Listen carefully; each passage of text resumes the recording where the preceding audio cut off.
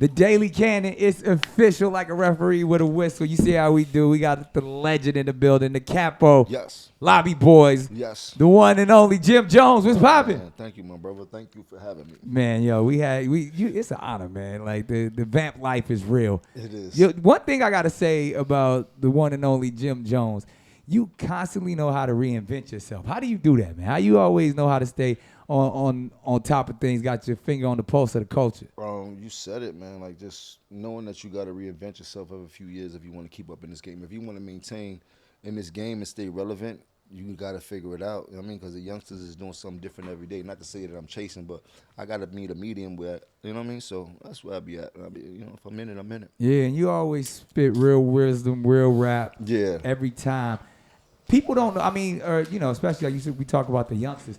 They don't really understand that you definitely you came in the game different than everybody else. You was really from it, jumped off the porch, but then went straight to the executive. You wasn't even rhyming first. You was the manager. You was the one to keep it all together. 100%. And then at some point you took the turn to say, you know what, I'm gonna be an artist too.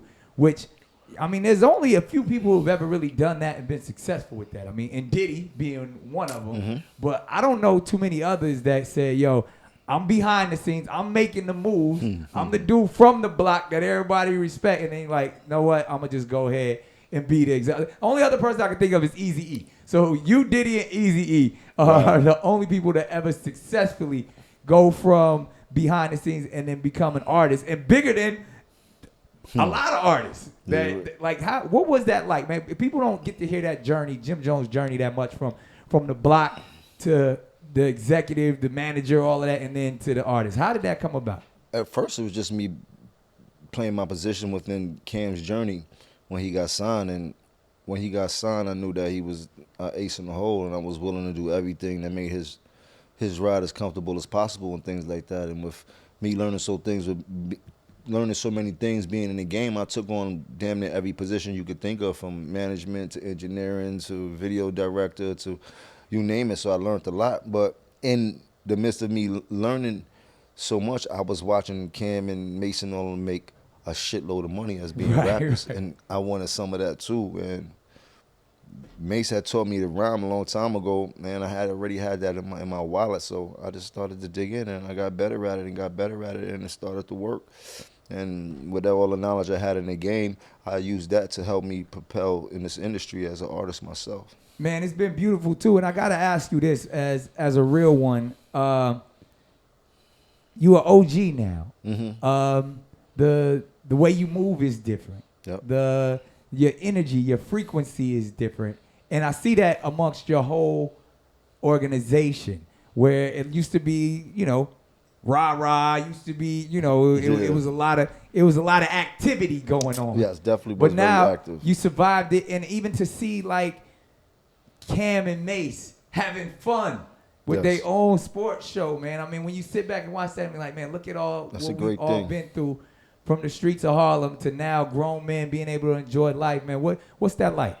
I mean, it feels good to know that we all started out as teenagers in high school, all had a dream, and these dreams came true. And to see brothers still being able to be in the spotlight and make money where their family got to worry for nothing, like, it's a great feeling. Like, I tell people all the time, hip-hop has saved my life over and over and over again, and I'm grateful to be here. Man, it's beautiful. And we celebrating 50 years plus of hip-hop right now.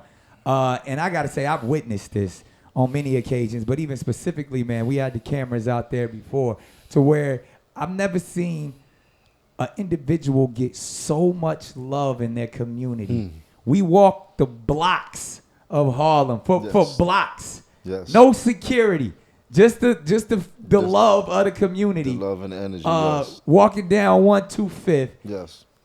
Has it always been that way, man? Like, Harlem really is just like, everybody knows how much I love Harlem. I mean, I do movies there, shoot shows, and so many stories. I feel like it's the mecca of what we are. But to watch you walk through your community and get so much love, man, how does that feel, one? And then two, I mean, where does, like, that, every artist can't get that. Every D-boy can't get that. It's different when you could go home and everybody love you.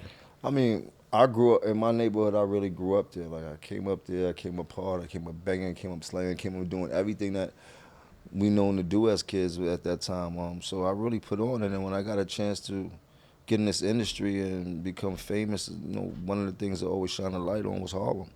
I always represent for Harlem. I always put Harlem up in the sky, let people know where we come from and this is what it is. And I think that they reciprocate the love when I get back home. I mean, when I come outside, it's not to showboat, it's not to stun on nobody. It's really to give people inspiration because I really come from them blocks. And if I could accomplish something like this, that means that there's a possibility that you could do the same thing too and things like that. So that's what I take it as. And I love my community. I always give back to my community. I always do well in my community. Like I'm a patron of that community, man. Yeah. Like, and I mean it. And as long as I'm here, I'm gonna continuously to give back and give people inspiration and things like that. You said the word right there, true inspiration for your community. I think a lot of people don't know this story as well, like the Dipset. How did that come about? I mean, because it's still such a fixture now. They've been doing top 5 crews in hip hop, and Dipset is always in that top 5 list.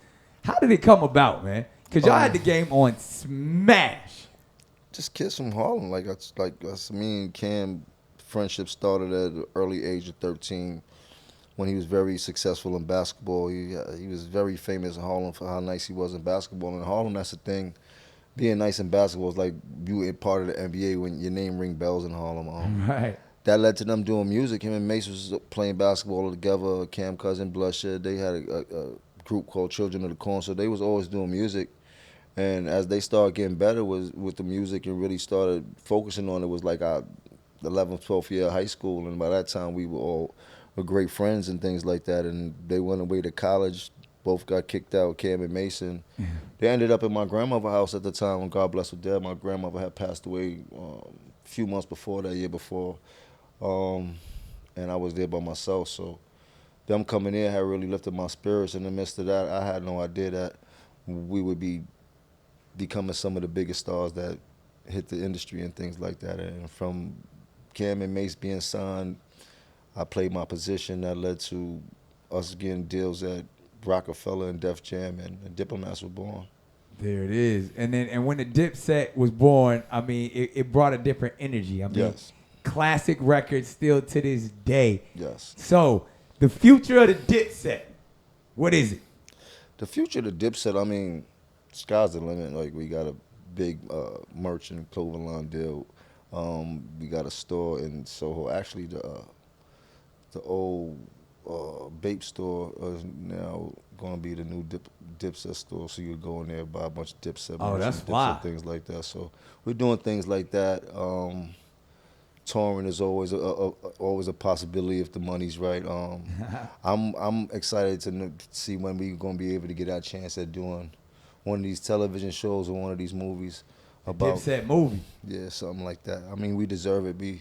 Our story is like a real action movie. I mean, Yeah, facts. 3 gentlemen, solo careers, group careers, everything went platinum. I mean, that's a lot of pressure at that time. Not too many groups or people have got the chance to say that they've done that in their career at the capacity Facts. we was doing it with just us. Like, we didn't have no OGs, we didn't have nobody in the game. Like, we just, you know what I mean? We learned from our mistakes and we did good. This is your boy Jim Jones. They call me Capo. You rocking with the Daily Cannon.